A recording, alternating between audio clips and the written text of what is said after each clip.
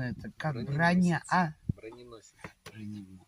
Страшный, да, он такой противный. Ой, да. И вот камера снимала, она родила маленького, и пожил, и потом ушел в дупло, и не появился, и он, значит, там погиб, видно. Детеныш? Да. Господи. Да. Детеныш. То ли кто-то укусил его. Так жалко было.